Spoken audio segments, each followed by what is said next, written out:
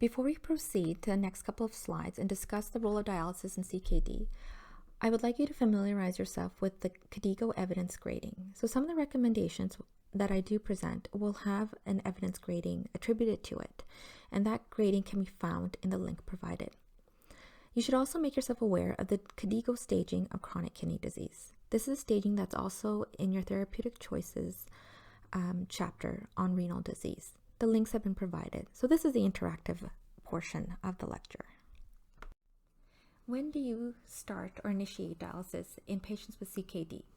KDIGO recommends initiation of dialysis when one or more than one of the following are present. If there's signs or symptoms of renal failure such as serositis refers to inflammation of the serous tissues of the body, such as the tissues lining the lungs, the pleura, heart, pericardium, and the inner lining of the abdomen, peritoneum, and organs within.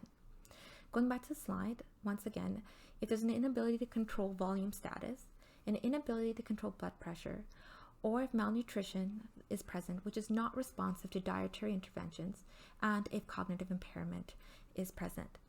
This KDIGO recommendation is at a level 2 grade B, meaning that different choices are appropriate for different patients based on a patient's values and preferences, and grade B meaning that there's moderate quality evidence present to support this decision. The decision to initiate chronic dialysis in the patient with CKD generally is made by the patient's nephrologist in the setting of a gradually decreasing GFR and progressive manifestations of renal failure. The absolute value of BUN or serum creatinine level is generally only used as a rough guide to determine when chronic dialysis should be initiated. It's more important to assess how the patient presents.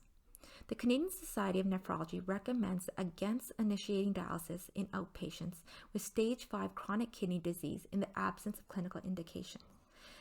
This society also says that initiating chronic dialysis is a shared decision-making process involving patients, their families, and their nephrology healthcare unit. The goal is to improve quality of life and not necessarily prolong life, which is actually a secondary goal.